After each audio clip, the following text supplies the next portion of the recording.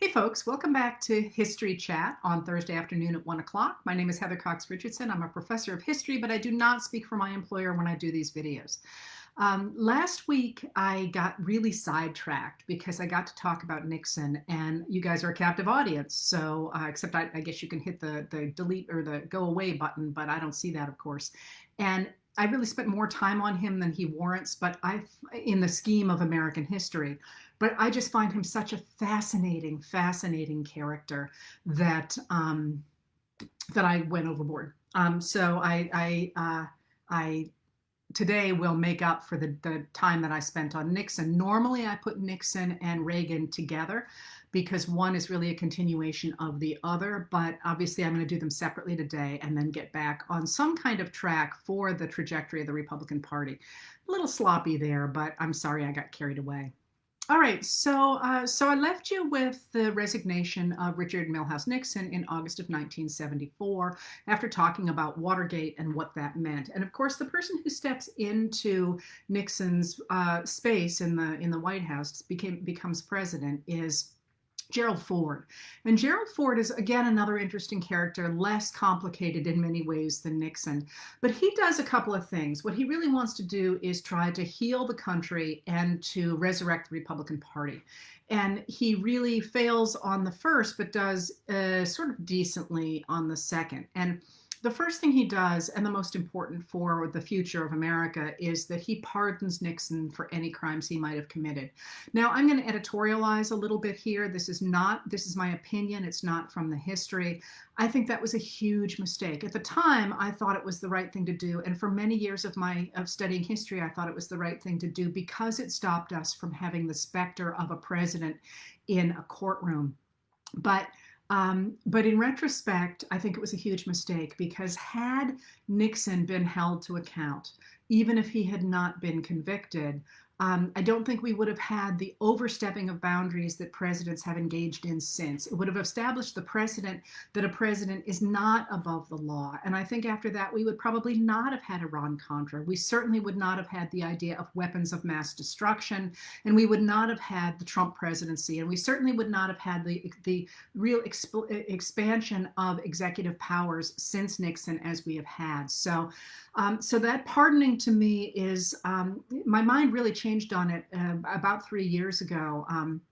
Long story there, but I actually have come to feel really quite strongly about that. That's an opinion, by the way. That's not historical fact. So anyway, on the one hand, Ford tries to stop the prosecution of Nixon and tries to get people to move beyond Watergate. On the other hand, he goes ahead and tries to bring the people to the left of the Republicans back into the fold of supporting America by going ahead and welcoming draft dodgers from Canada back into the American fold. It doesn't work. Basically, both plans piss everybody off. And Ford has a number of other problems that he then has to turn to, and he becomes almost a caretaker president. And one of the things that he does is he inherits a lot of the problems that Nixon has left. So, for example, Nixon had ended the military action in Vietnam in January of 1973 with the Paris Peace Accords, and he told the South Vietnamese, our allies, that the U.S. would continue to protect them even though we were pulling out.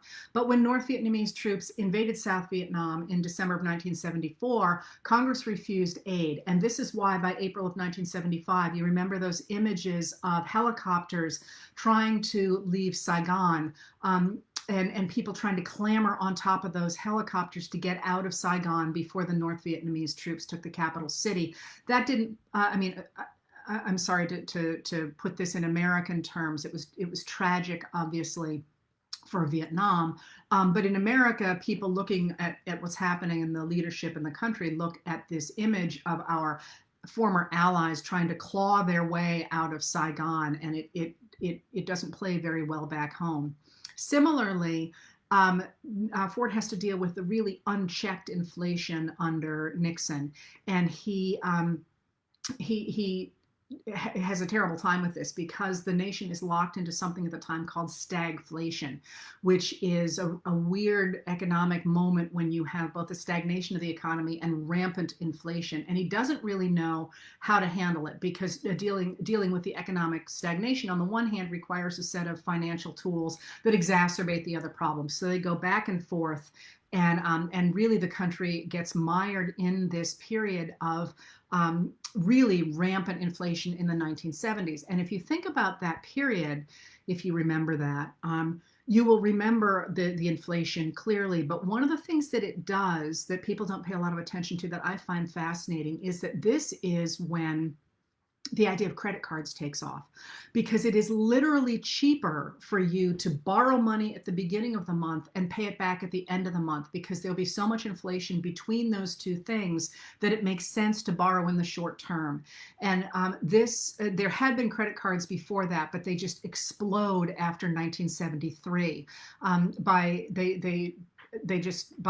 the 1980s, it's a $66 billion business, and that really takes off because of the inflation in the 1970s. And this is also the time when you get really quite short investment periods. So we also get the rise of money market accounts, if you remember that. That's when it takes off and why. And it's only going to be a question of time till people bundle stocks as well. And this is indicative really not of a confidence in the economy, but rather a fear of it. People want to be able to get their money in and get their money out, make a killing and go. And it's no accident, I think, that by 1970, that's the period when you get, that's the year when you get Don McLean's ballad, American Pie, Bye Bye Miss American Pie. I mean, that song is actually about a plane crash that took out some leading American musicians, and sort of the images that went into that. But it was widely interpreted, as his producer commented, as the funeral oration for an era. And there's a lot to that if you think about it, and think about just how incredibly popular that song was, and how it really evoked an ending. It's long, it's drawn out, it's sad, and that people really held on to. But while this is happening and Americans are frightened by what's going on in the world, there's also these conditions also really exacerbate the movement conservatism I talked about before. The idea that William F. Buckley starts, that's really developed by Joe McCarthy and by Barry Goldwater. The idea that the problem is not the world and the many changes going on in the world and the need for new financial instruments and the modernization and globalization that's going on. The problem in their minds, the movement conservatives' minds, is that liberal consensus, is that the idea that came out of the New Deal and out of the period after the New Deal with Eisenhower's middle way, that the government had a role to play in regulating business, providing a basic social safety net, and promoting infrastructure. And that, movement conservatives say, is simply communism light, if you will. And that's the real problem. If you could just get rid of that and go back to the 1920s, everything would be okay again. And that idea begins to get traction in the 1970s, in part because people want peace again. They want to go back to a time that they remember as being peaceful. And that, when I say they, I generally mean white Americans, white middle class Americans, or white middle class and slightly lower class Americans. Because of course the world in the 1950s and the 1960s was not all ducky for people of color and for women who were trying to get equal rights outside the home. And there's a lot of people who didn't remember the 50s as being anything great. But the people who are writing in the magazines and who are increasingly dominating the mainstream media do remember the 1950s as a time when they were important and when their world was really the one that was the most important in the country. And they begin to get more and more traction in the 1970s, in part because people want to move backward, but in part for a couple of reasons. First of all, because one of the things that happens after the civil rights movement, after Brown versus Board of Education in 1954 and 1955, I talked about this before, is the real adherence in American popular culture to the idea of the cowboy, of the idea of somebody who coming straight out of Reconstruction, who rejects that idea of government help, the idea of creeping communism as they described it in the 1870s, and then again in the 1950s and 1960s, and again in the 1970s. There's this idea of, the Westerner, the independent guy who doesn't want anything from government. And that idea, of course, is pushed by people like Barry Goldwater, who object to government enforcement of desegregation, of Black rights. But it also gets picked up by a number of anti-war protesters who might not be prime fodder for movement conservatives on racial grounds, but who loathe American intervention in Vietnam. And you can really see this taking off in the 1970s, if you remember that era, by the sudden explosion of blue jeans, of Levi's.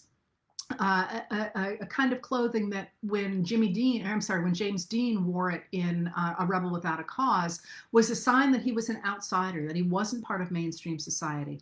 In the 1970s, Levi's and cowboy hats become, and Western shirts become a mainstream clothing item, to the point that in 1975, Levi's sold 75 million pairs of Levi's, and the people began again to fly the Confederate flag, even if they were flying it simply as an anti-government symbol and not an anti-Black symbol. You've got an overlap in the 70s of what the Confederate flag means. That's going to diverge really quickly. But in the 1970s, you get this resurgence of a dislike of a government, an activist government, from some people because it supports Black rights and women's rights, but from other people because they don't like the war in Vietnam. Again, that's going to separate. But if you think about people like Leonard Skinner, for example, they began flying the Confederate flag at their giant concerts in the 1970s. They're going to stop doing that soon, but they begin doing it. And the Allman Brothers Band as well. You also get the Charlie Daniels Band. And what's interesting about that is that so many of those bands, especially Charlie Daniels, went on to support causes that were more to the right. In 1976, those bands are going to campaign for Jimmy Carter. Again, it's a funny moment. It's a really interesting moment. Sometimes the 70s kind of get washed over, but because they seem to some people to be less interesting than they might otherwise be. But I actually find them really interesting because there's so many options in the 70s that are going to be cut off within a decade. But that's a really interesting one. And just a complete aside here, I'm always fascinated by the fact that bands like Leonard Skinner and the Allman Brothers Band and Charlie Daniels supported Jimmy Carter in '76. And Springsteen, of course, Bruce Springsteen, of course, hits the scene in '75. And then in '76, '77, you're going to get Greg Allman going to the bands, the Allman Brothers Band splitting up. But then you're also going to have the plane crash that wipes out Leonard Skinner, and you're going to lose that musical moment. And I always wondered if that had not happened, if the Allman Brothers Band had stayed together and Leonard Skinner had stayed intact, and they joined forces with Springsteen, if that might have changed American history right there. Again, completely speculation, but it is August. I'm overtired trying to write courses, and what the heck. All right, so that's going on, this revival of Western clothing. And this is also the same period when you're going to get the rise of Western clothing among women. So you're going to get in this period the revival of prairie dresses, if you remember that, including gunny sacks. Remember the fancy dresses that were gunny sacks, spelled differently for those of you who don't remember that era. But there is inherent within that the kind of themes of movement conservatism, or the kind of themes that movement conservatives are going to be able to pick up. The heartbeat of America appears to be the Westerner, who doesn't, in this legend, want anything from the government, but simply wants to be left alone, not have to pay taxes, to support lazy other Americans, and to protect his women the way that the prairie women in legend, that's not at all what happened, were protected by their men. And you see this as well in the growing, in the popularity of the television show Little House on the Prairie, Little House on the Prairie, which is a very, again, Laura Ingalls Wilder's books are highly stylized. They have a strong political message. She is deeply opposed to FDR. And you see that prettied up, but really pushed as well in the Little House on the Prairie series. All right, so that's the 1970s. And there's something else that goes on in the 1970s, though, that really pushes the movement conservative idea forward, and that is that that inflation I talked about, because as inflation happens, people get pushed into higher tax brackets, even though their money is worth less, not worthless, but worth less.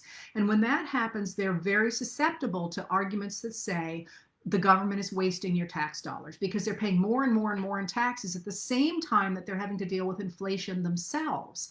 You know, when all of a sudden meat is getting more expensive, and it's getting harder and harder for a middle-class family to make a living. So those people are listening to this language and starting to think, yeah, my tax, look at me, I'm paying all these taxes. That's a reflection of the inflation of the 70s, but it really pushes the movement conservative narrative. So as that happens, increasingly there are groups that adhere to movement conservatism that push the idea that the problem with America is not the financial issues, or not, the changes going on in a modern economy, but are in fact a reflection of these liberals that Buckley had identified. Because liberals, that capital L group that Buckley claims exists as a coherent political party or body, as opposed to simply a general ideology or a general worldview, that they are anti-God, among other things. And so one of the things that happens in the 1970s is movement conservatives really begin to reach out to evangelicals, to traditional religious groups. And when that happens, they begin to turn, for example, against Gerald Ford, against President Ford, who's a moderate on social issues. And certainly, he supports the Equal Rights Amendment, and Betty Ford is clearly a woman embracing the issues that are important to feminist women. And they turn against Ford because of those things. And by the early 1970s, there is a secret Christian organization known as The Family that you may have heard of. They begin to sponsor prayer meetings in businesses, in colleges, and most significantly in the government. And by the mid-1970s, they are committed to mobilizing white Protestants as a voting bloc. And that's actually really important, because generally evangelicals in American history, not always, but generally, they have tended to stay out of politics because they believe that politics is corrupt, and they want to stay pure and, render to Caesar that which is Caesar's, and keep spirituality separate. Those lines are going to cross in the 1970s. And I don't want to imply they've never crossed before. They certainly have, but they're going to cross really deliberately in the 1970s and almost become weaponized in the 1980s. All right. So going,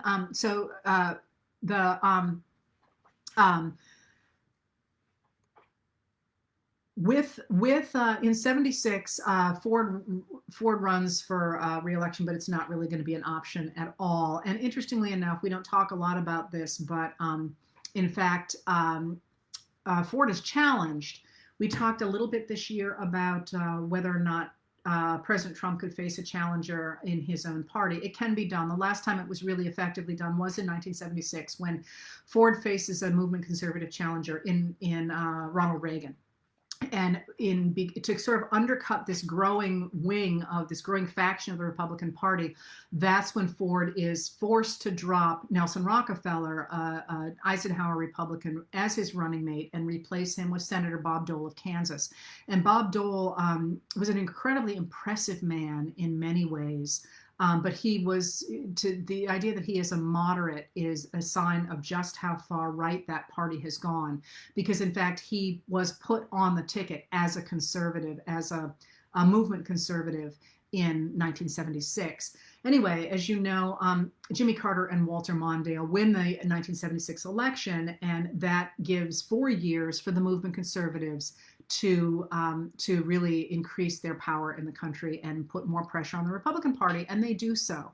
So during the 1970s, again, the increasing anger at the inflation that's causing people to go into higher tax brackets leads very importantly in 1978 to what's known as Proposition 13. I sort of feel like I'm hitting the highlights here of all those things that you probably think, oh, I remember Proposition 13. What really was it? So I'm kind of trying to make sure I shoehorn everything in, and I hope I'm coherent. Proposition 13 was in California. It was an amendment to the state constitution that limited property taxes to 1% of the cash value of the property. And it also required a 2/3 majority of the California state legislature to increase taxes. And that's really going to hem in the ability of places like California to increase their tax base to increase the role of the federal government. And Proposition 13 really is like a shot over the bow of the country in 1978, saying we've got a real problem here in terms of the taxes that it's taking to support the activist government that we have embraced since the New Deal. And again, I just want to say something that I said before last week, I think it was. One of the things that really matters in the 1960s and the 1970s, and one of the things that really pushes movement conservatism, is that increasingly women work outside the home. They need to, in order to, because of inflation, because of pressure on the middle class family, many white families especially, most other families had always had working people, had everybody working. This whole idea of a nuclear family with only one person working is very post-World War II.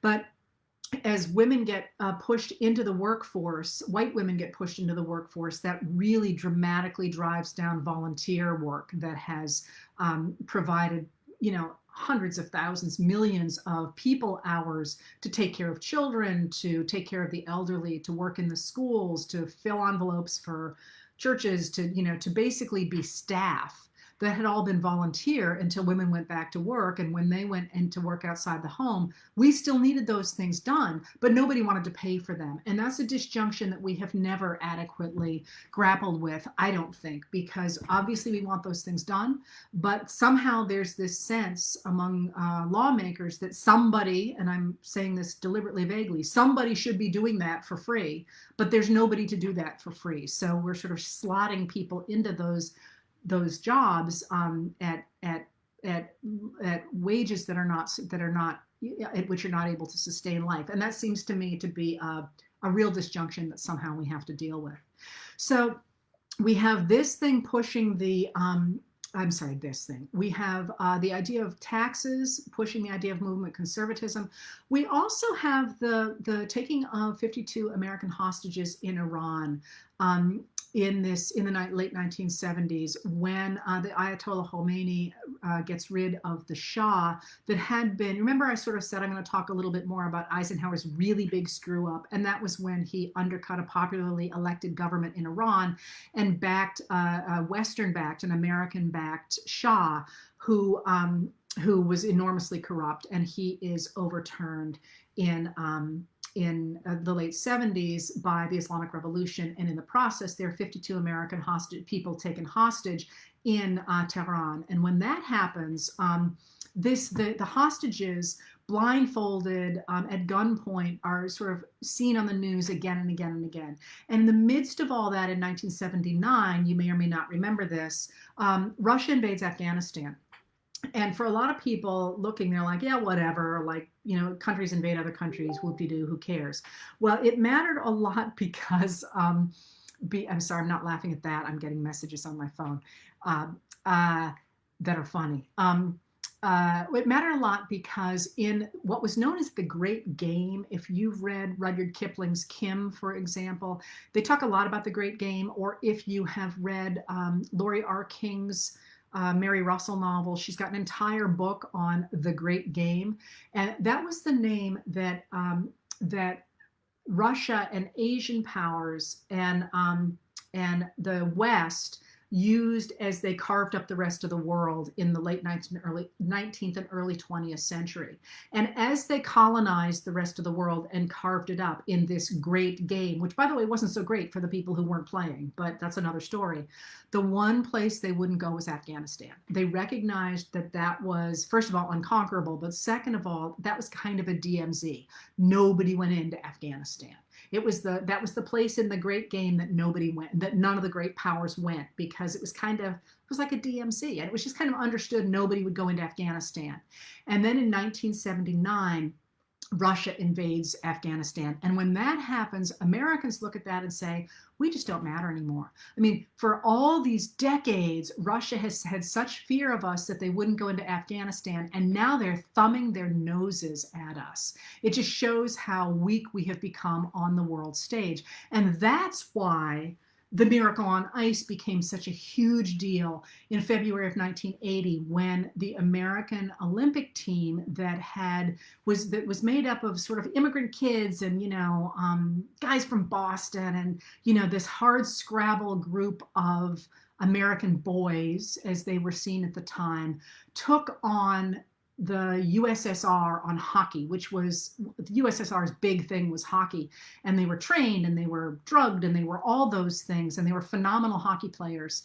But when the US team beat them and wrapped themselves in flags, and you saw Jim Craig circling the ice looking for his dad, it sort of said America is still America.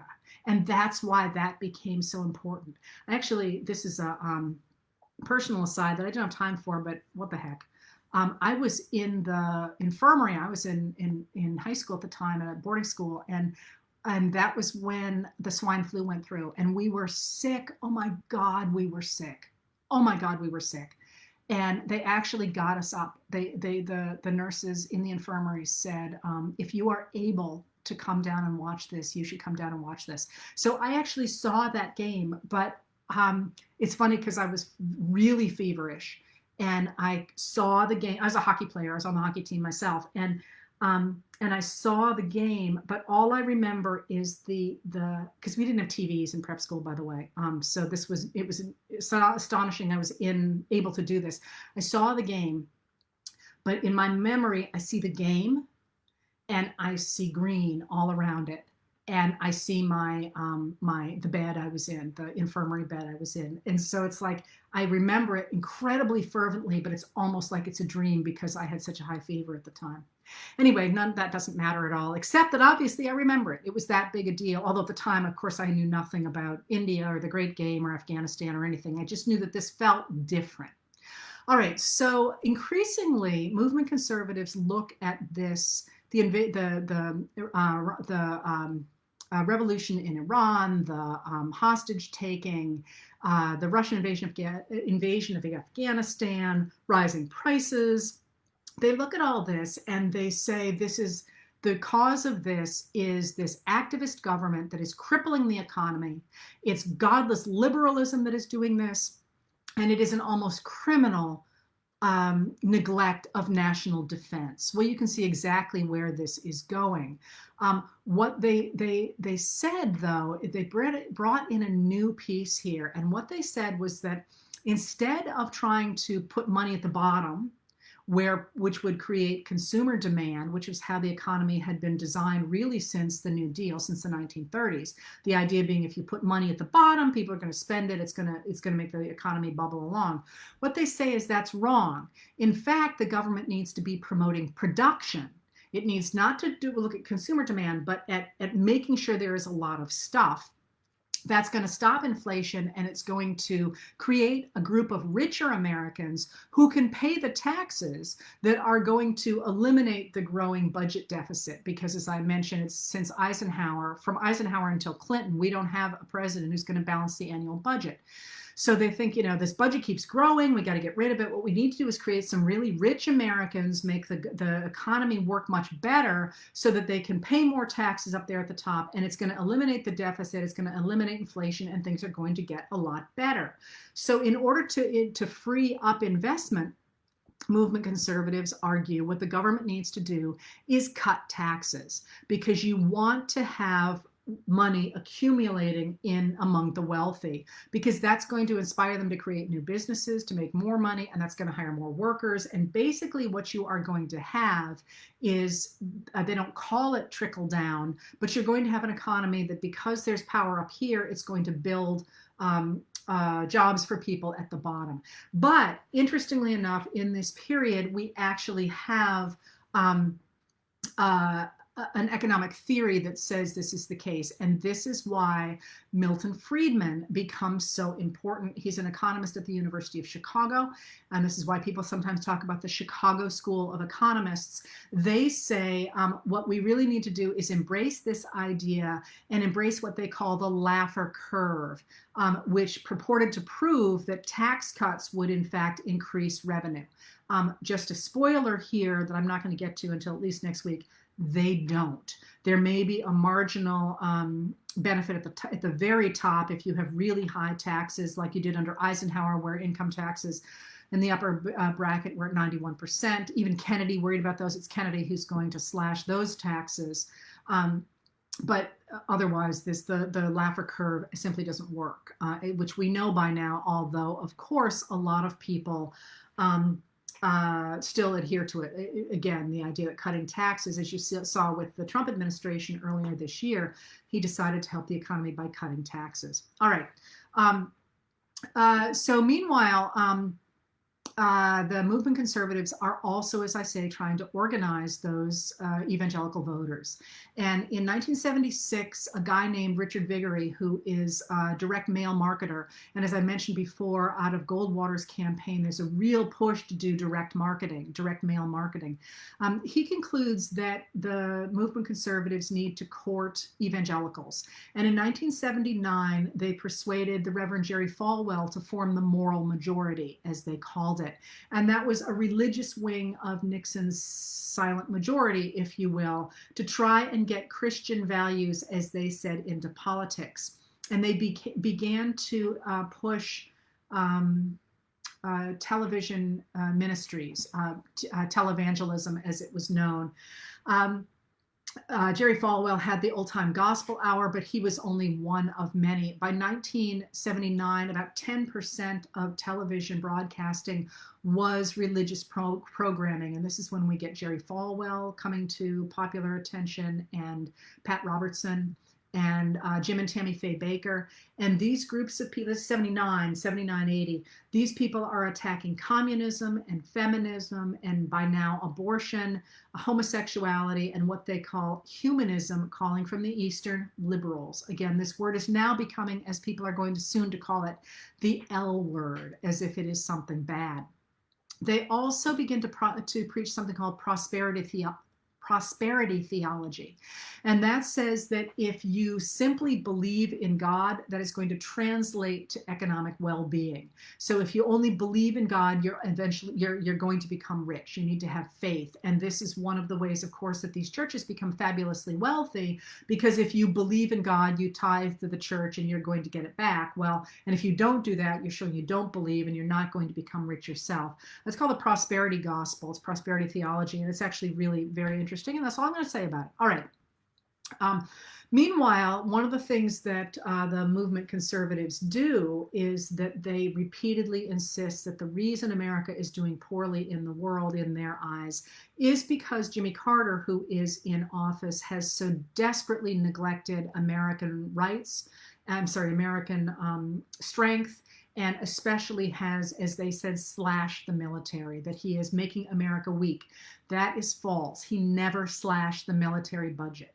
What he did is he held it even to inflation. So the numbers went up, but they didn't go up astronomically as they are going to under Reagan. So they really pushed this idea that Carter slashes the military. And if you ask a lot of people, even today, they will tell you that Jimmy Carter slashed the military. And he didn't.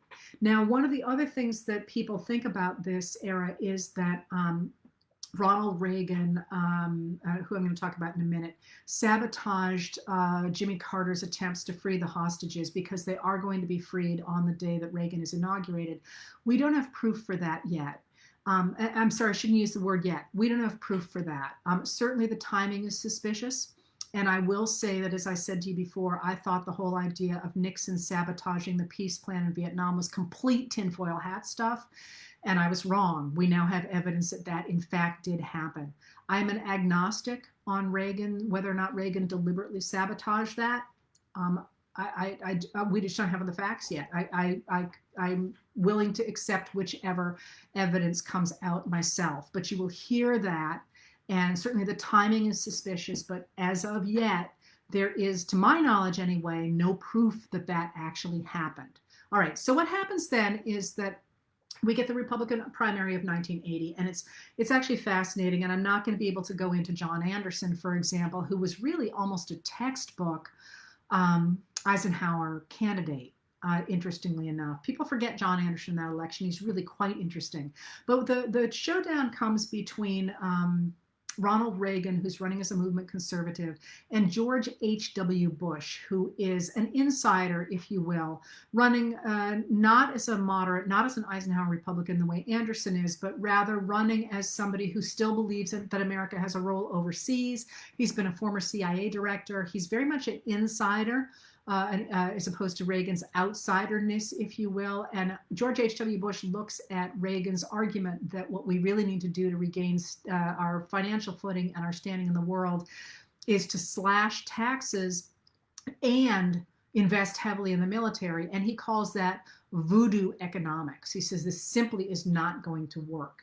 And he says the idea that you are going to build the economy from the supply side, the top, rather than the demand side, becomes known in this period as supply side economics, is crap. It's not going to work. And when, in fact, Reagan clinches the Republican nomination, Bush thinks his career is done. He is shocked when Reagan brings him onto the ticket as vice president to try and bring the more moderate wing of the party into the what is now the movement conservative fold. So what we have with the nomination of Reagan in 1980 is the establishment of movement conservatism, the ideology of movement conservatism at the top of the Republican ticket, and it's going to go into the White House. And again, the way Reagan talks is very clear about this. So we make a lot about the fact that he launches his presidential campaign in Philadelphia, Mississippi, which is just miles from where civil rights workers were murdered in 1964. And he really, his speech is really like, it's full of barbed hits at Carter. And then he really embraces the movement conservatism that he has advanced since at least Goldwater, really clearly in that speech when he blames the federal bureaucracy and the taxes that it requires for stifling the American dream, as he says. And then in Philadelphia, Mississippi, he says, I believe in states' rights. Let's be clear what he's saying there, right? And then he says, I believe in people doing as much as they can for themselves. And I believe we have distorted the balance of our government today by giving powers that were never intended in the Constitution to that federal establishment. Then, by the way, he actually points to a horse-drawn carriage that's nearby and says, oh, I remember in writing one of those for real, which says something about how old he is and what kind of a world he wants to go back to. Anyway, Reagan and Bush win the 1980 election, but interestingly enough, just barely, if you will. They get about 50% of the popular vote. Carter gets 41%, and John Anderson gets about 6.6% of that vote. But what this means is that what we have in the White House in 1980 is somebody who adheres to movement conservative language. Now, I want to make that distinction because, everybody claims Ronald Reagan these days, and that's because he speaks as a pure movement conservative. But he doesn't govern as one.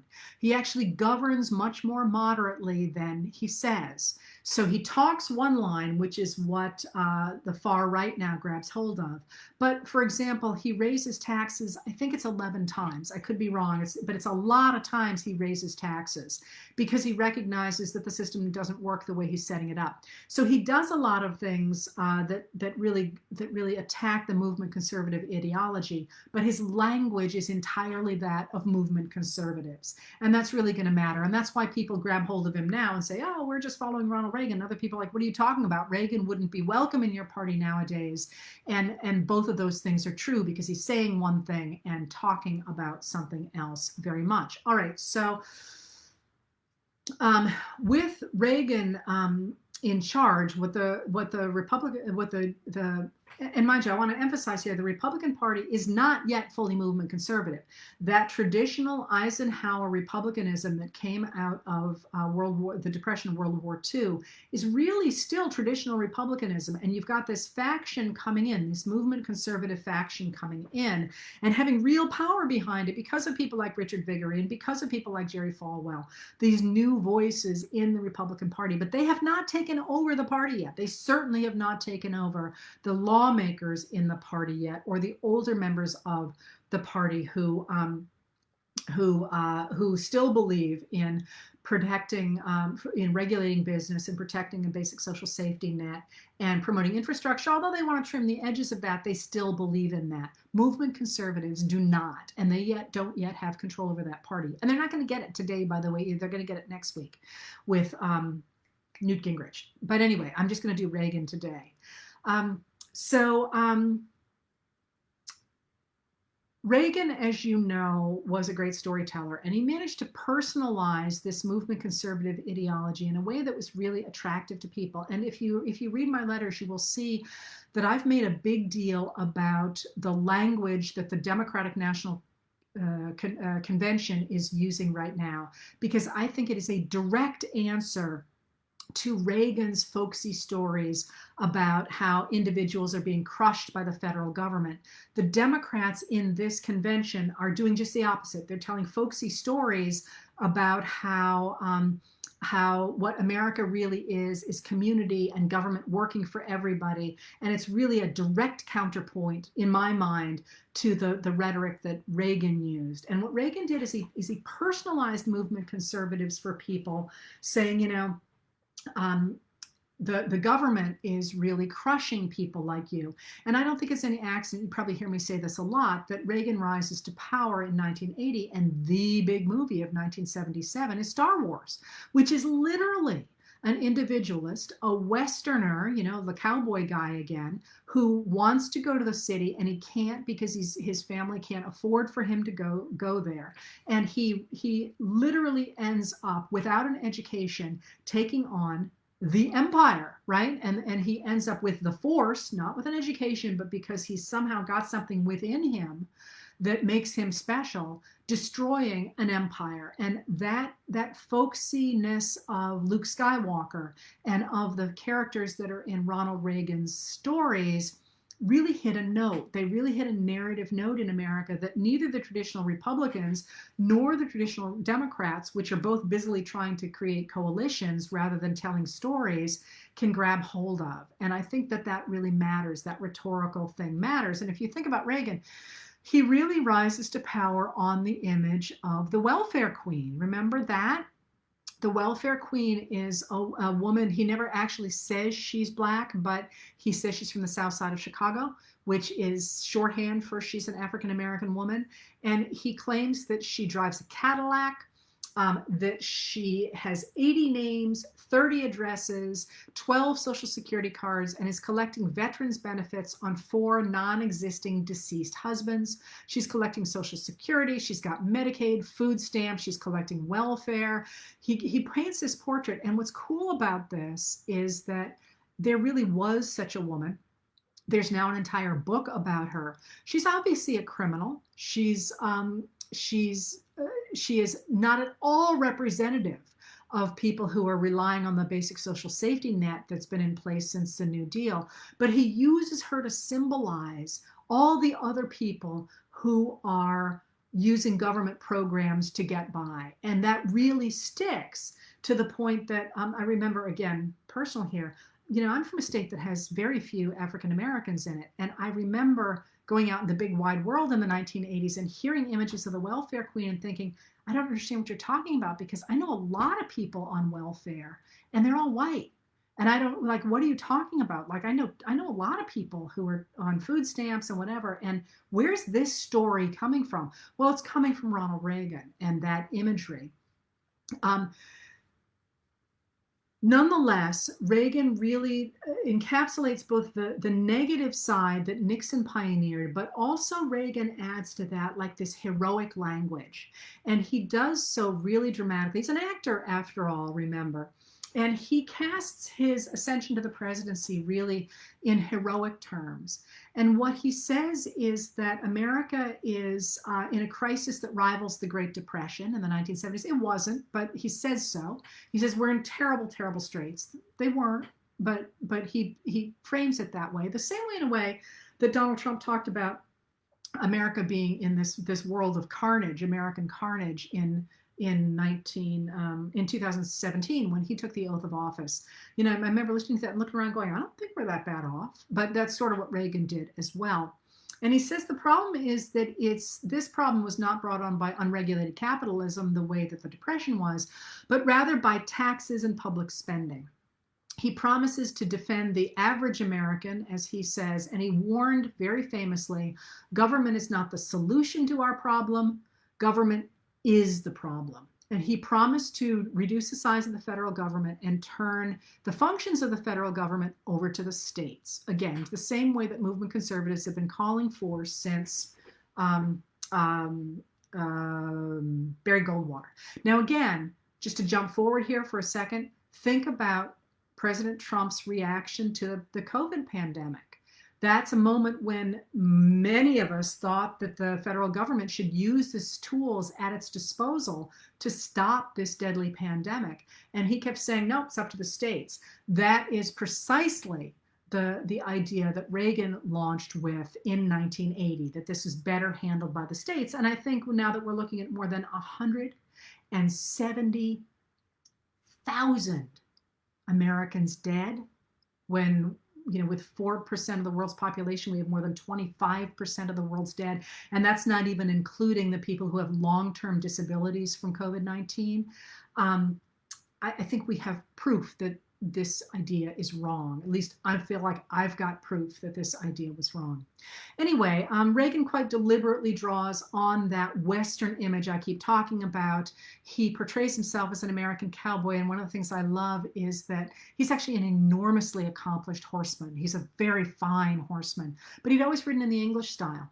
And his handlers, his political handlers say, you can't do that in America. So he switches it up for the very famous cowboy hat and the cowboy boots. And, you know, one of my favorite images in American history is that very famous picture of Ronald Reagan sort of smiling as he's putting on his cowboy hat. I use that picture whenever I possibly can. I think it's in both of my last two books because it just encapsulates so many things. Anyway, symbolically, he also gives his inaugural address on the west portico of the White House. It's always been on the east before. They move it for the crowds. It's not because he says, I got to make a statement, but people take it as a statement. All right, so once he's in office, what does Reagan do? Reagan goes ahead and tries to put into action the movement conservative plan to slash the federal government. And the first thing he does is he prohibits federal agencies from hiring any new personnel. And then he starts madly cutting regulations right and left. And then he appoints deregulators to head the Commerce and the Interior departments. Those are the people who are going to be overseeing businesses, for example, as well as to head the Securities and Exchange Commission and the FCC, the Federal Communications Commission. Then he goes and turns to taxes. And I love this because what he does is he puts a guy in charge of it, a young Michigan congressman named David Stockman, to be his budget director. And David Stockman had grown up on Conscience of a Conservative, and he decides he's going to put this in place. But he's so convinced it's going to work, he has regular lunches with a reporter and tells him what he's doing. And so we actually have, and you can Google these and read them, we actually have a blow-by-blow inside picture as to what's happening in those first months of the Reagan White House, which is like, thank you, Cleo, the goddess of history, because it's some of the best reading you'll get on this period. So what he does is he tells that reporter, this whole thing is premised on faith. That's a quote. On a belief about how the world works. And that's just it. It's an ideology. So the many times I say that conservatives today are not actually conservatives, Under Edmund Burke, conservatism was developed precisely to stop people from legislating according to ideology. He says you got to legislate according to facts on the ground, because once you start legislating according to ideology, and of course he's looking at the French Revolution, heads start to roll, because you're going to insist on that as almost a religious faith, and it's not going to work. And as it doesn't work, you're going to have to shut up the people who point out to you it doesn't work. And so a true conservative doesn't adhere to an ideology, a worldview, so much as to say, okay, we'll try this, and if it doesn't work, we'll try something else, the way somebody like FDR did or Abraham Lincoln did. But Reagan's people operate on this ideology. So the first thing he does is he slashes through domestic problems, through programs, through food stamps, through education, through unemployment benefits, all these domestic programs. And in February, President Reagan, immediately after taking office, proposes to cut $47 billion from the previous year's budget, taking money from all the anti-poverty programs. And then it turns to tax cuts. And Stockman believes in the Friedman School of Economics, the Chicago school, and he believes that tax cuts are going to so stimulate economic growth that it's going to wipe out a $55 billion 1981 budget deficit and produce surpluses by 1984. So we're great, right? He puts all the numbers into the computers at OMB, at the Office of Management and Budget, and the computers look at these numbers and they say, actually, what you're going to do is you're going to create a deficit of as much as $116 billion by 1984. Far from having a surplus, you're going to create a deficit of $116 billion. So what does Stockman do? He reprograms the computers. It's just such this perfect moment of, what do you do when your ideology doesn't fit reality? Well, you change reality. You don't change your ideology, you change your reality. Exactly what Edmund Burke was worried about when he was talking about governing by ideology. He says to this reporter, quote, "None of us really understands what's going on with all these numbers. And when businessmen are like, hey, wait a minute here, this doesn't look good, they add to the budget what becomes known as the magic asterisk. And that magic asterisk marks unspecified cuts that the president is going to make sometime in the future. Here's a news flash, those cuts never come." All right, so even within the administration, a lot of people are like, voodoo economics, this is not going to work. And it's not at all clear that this measure is going to get through Congress. And then, I'm going on too long about Reagan now too. And then on March 30th, 1981, less than 3 months into Ronald Reagan's presidency, a crazed young man shoots him and his press secretary, James Brady. And I'm not going to talk about the people involved in that, both because I don't want to highlight an assassination attempt, but also because the reason that the man did it involved another human being who has begged people to stop associating her name with that attack. So just so you know, many of you probably know to what I'm referring, but I think you have to honor her wish not to go down in history as the person who was behind this crazed man's attack. Anyway, this man shot 6 bullets into the president, and they hit a police officer, a press secretary, and a Secret Service agent, and one of them ricocheted off the presidential limousine into the president and came very close to killing him, actually. And in the way that story was presented to people, Ronald Reagan just looks charming. You know, the whole "honey, I forgot to duck" and joking with the surgeons as he goes under. I will point out that everybody takes those stories at face value, but that every time there is a health crisis with a major leader, they always joke with the doctors and are charming and genial. And it's kind of a trope. So, for example, when Vermont Senator Bernie Sanders had a heart attack somewhere there in the campaign, people similarly told, "Oh, he was charming," and other people who were there said, "You know, the guy was having a heart attack. He wasn't joking with anybody." I mean, there's a reason it's called as deadly as a heart attack, right? So whether or not Reagan did that, that's what the newspapers and the media talked about, was how charming and genial and lovely he was. The man had a bullet next to his heart. Did he chatter? Well, you know, more power to him if he did. Anyway, I'm a little bit skeptical about that. Anyway, the president uses his popularity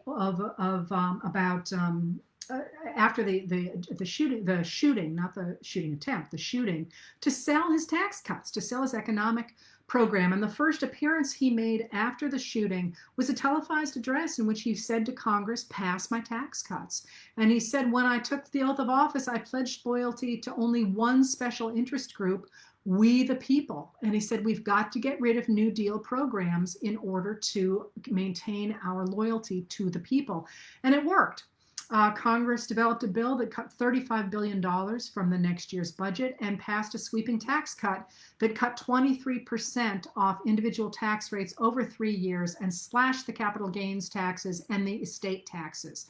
Stockman himself admitted that these broad tax cuts were simply cover for cutting the top income tax rate from 70% to 50%. And what he said was that it was essentially, to this reporter, it's essentially trickle down, but you can't really sell trickle down any longer. So, as he said, it's kind of hard to sell trickle down. So the supply side formula was the only way to get a tax policy that was really trickle down. Supply side, and this is David Stockman talking, is trickle down theory. And Stockman believed that cutting corporate tax loopholes would save about $20 billion and help to balance the budget. But the president refused to sign any of those stopping those loopholes. And so those holes were never plugged. At the same time, Reagan takes a stand against unionized workers against the Professional Air Traffic Controllers Organization, PATCO. And this is when I mentioned to you I would hark back to Calvin Coolidge in the future. He harks back to Calvin Coolidge, saying that there is no defense for striking against the public good. And this is his stand against workers, against unionized workers, at the same time that he dramatically increases defense spending. So his first budget provided increases for the first 5 years of his administration that would create a 40% real increase. That's not an inflation increase, but a real increase in defense spending. So in 1982, Congress approved $17 billion in new defense appropriations, even as it was cutting domestic spending. And right away, the country plunges into a depression for a number of reasons, partly because Carter had actually appointed a new head of the Federal Reserve Board, a guy named Paul Volcker, in August of 1979, and he sharply raised interest rates to curb inflation. By 1971, the prime rate was over 21%, which is, you remember those days, that was a lot. And what that does is it just smashes inflation. So that's a good thing, but there was a real hurt to start that. Inflation drops from more than 13% in 1979 to about 3% in 1983. That also creates, though, increased unemployment. In 1982, employment was over 10%, the highest it had been at the time since the Depression. We're higher than that now, of course. And when this happens, Reagan backs off a little bit on his plans, and he does begin to increase taxes again. But then increasingly, Reagan doubles down on this system. First of all, in January of 1983, he embraces what's known as the Reagan Doctrine in a document called NSC 75, in which instead of simply holding back communism, Reagan's going to try to roll it back, to go ahead and push back against it. And this is how we end up funding freedom fighters in places like Angola and Nicaragua and Afghanistan. That's why we start funding people to fight back against the USSR in Afghanistan. And then increasingly, Reagan reaches out to evangelicals, saying that he is fighting against good against evil. And that by pushing back against communism, he is also trying to bring back God to America, because he sees communism as godless communism.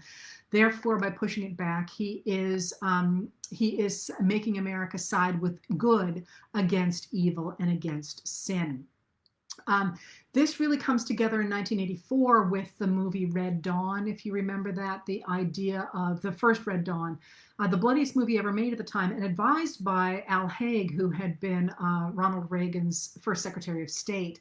And what that was is the story of communists parachuting into a small town in Colorado, and the government selling out to the communists, but these high school kids, the Wolverines, going ahead and fighting back against against the communists and taking back the country.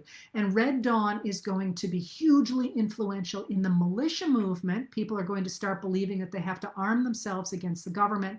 It's also going to be important as an army recruitment tool, and it's also going to be so important that when they raid to get Osama bin Laden, the raiding party is going to be named the Wolverines after the people in the Red Dawn.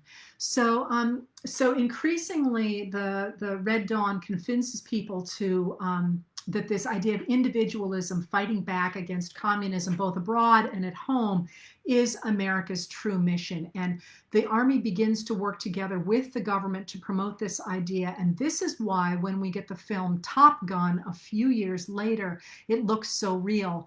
The weaponry and the planes in the movie Top Gun are actually military planes. Hollywood is now working with the government. In 1984, Republicans work to say that Reagan is all that's good in the world and the Democrats are all that's bad in the world, and that Democrats simply want to help what they call special interests. And interestingly enough, in that, the guy Mondale, who's running against Reagan, actually his platform is almost identical to one of Eisenhower's platforms. Nobody ever really picks that up. But Mondale, who they portray as being this far left communist, in fact, he's very much like Eisenhower was. All right, so in the middle of all this, by 1984, the economy is coming back, and it's coming back for a number of reasons. It's coming back because of that extraordinary defense spending. It's coming back because the Federal Reserve Board slashes interest rates once they've gotten inflation under control, and because Congress has lifted the regulations on banks so that people are able to borrow more money and to pour money into the stock market. And so there's this enormous Keynesian spending, this pouring of government money into the economy. But Americans look at that and they say, oh my God, look, supply side economics worked. These things are actually entirely different. But it feeds the narrative that supply side economics work. Obviously, this money is going to have to be paid back. But what happens then is that obviously Reagan wins in 1984 with an enormous, almost 59% of the vote. But Reagan recognizes that he's not going to be able to continue to cement, even still, his economic program is not that popular. He's popular. Mondale and Geraldine Ferraro, the first woman on a major vice presidential ticket, has been portrayed as a special interest. She's actually a very talented woman who belonged on the ticket, but they've been portrayed as kind of these wacko leftist whatevers, and people have voted against them more than for Reagan. And Reagan recognizes that he's got to cement his legacy. So one of the things that they do is they call for, the Republicans call for another tax another cut in taxes.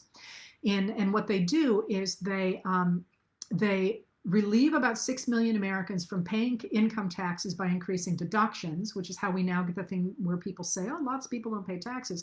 But then they also cut the marginal tax rate from the highest tax bracket from 50% to 28% and raise it for the bottom tax bracket. So people at the top are going to be paying a lot less on that last bracket of their income, and people who are paying taxes at the bottom, not the very poorest, but other people, are going to be paying a lot more. So what they're doing is they're taking the weight of taxes and putting it on the middle class as opposed to the upper class. And you're going to see this really dramatically in any chart you look at.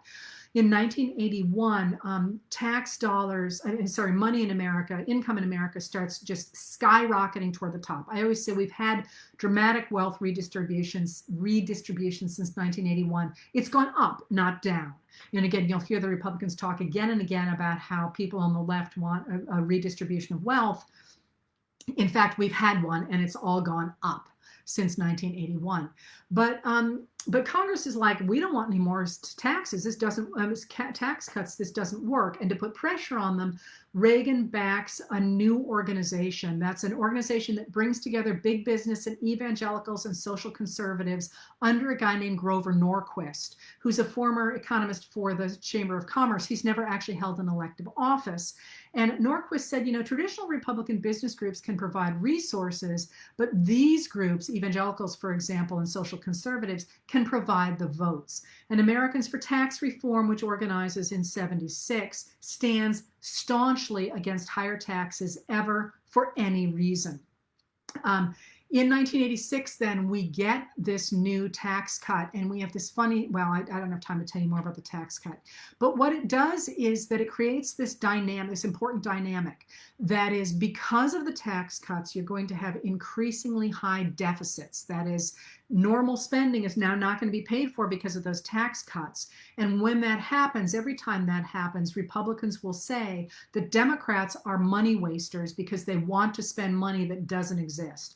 And you see this dynamic again and again and again and again. And one of the people you can listen to on this is Bruce Bartlett, who worked for Reagan, Jack Kemp first and then Reagan, and was instrumental in writing that first tax cut. And every time they do this, he like the Trump does this, like they cut the taxes and then they say, oh, look, Democrats are tax and spend. We don't have any money and they want to spend more money. Every time they do that, follow Bruce on either Facebook or Twitter, because he'll say, this is the plan. This is how we set it up. Stop acting like you're surprised. And this is the dynamic that is set up with the 1986 tax cut. I'm going to get us through Reagan here at this point. In order to sell this idea, these ideas, the Reagan in his second term does a number of things. In 1987, the Federal Communications Commission abandons the fairness doctrine, the idea that you have to base political speech in fact and that you have to present both sides fairly. He gets rid of that fairness doctrine, and that gives us the rise of talk radio. People like Rush Limbaugh, who instantly begin to talk about feminazis, for example, and socialism and bad ideas like government activism, and who pours out scorn for what he calls these L-word liberals. The Republicans in the second term, Reagan's second term, increasingly rely on evangelicals. So by 1988, they are focusing on what's known as the Christian Coalition to rally evangelicals behind the Republican Party. By 1992, it's going to have more than 250,000 members who are going to put pressure on American politics. And they are going, as they say, to be pro-family and therefore trying to stop taxes, crime, government waste, healthcare and financial and address healthcare and financial security, and stop abortion and homosexuality. Most importantly, though, in order to push his ideas and keep them cemented into American the American lexicon, people don't pay a lot of attention to this. It's actually under Reagan that the packing of the courts begins. So the right is going to talk about, the movement conservatives are going to talk a lot about activist judges and how liberals use the courts. In fact, they are blaming well, they call them liberals, but increasingly it's going to mean Democrats for what they themselves are doing. In his 8 years, Reagan appointed more judges than any other president in history up to that point, 3 Supreme Court justices and 1 Chief Justice, as well as 368 district and appeals court justices.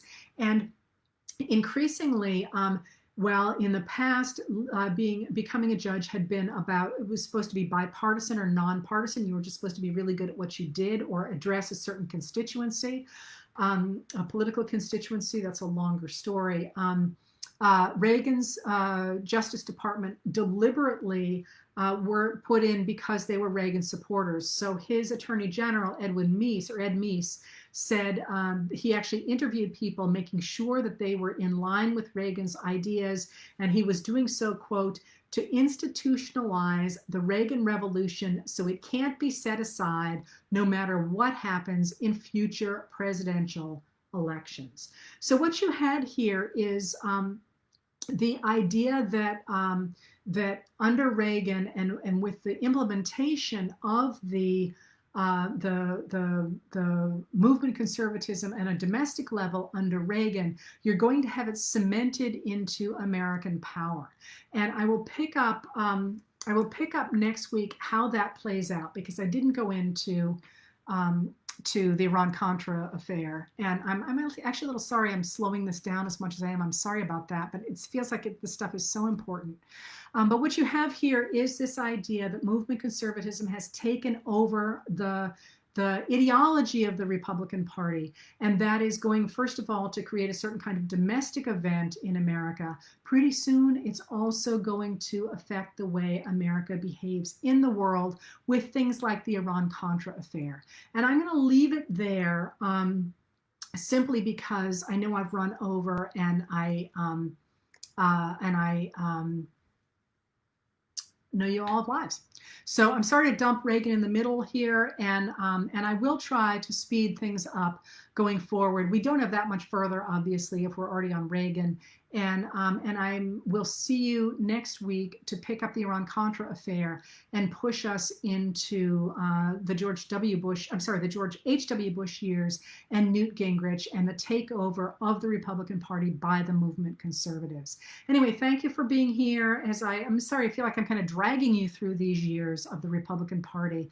I know it's a bit of a rabbit hole, but isn't it kind of interesting to see how all the pieces fit together? Is to me anyway. Thanks for being here. History Chat, 1 o'clock on Thursday. And now I'm going to go work on my actual day job, but then I'm going to start writing this letter for tonight because, oh my God, what a day it already has been. Thanks a lot. I'll see you next week.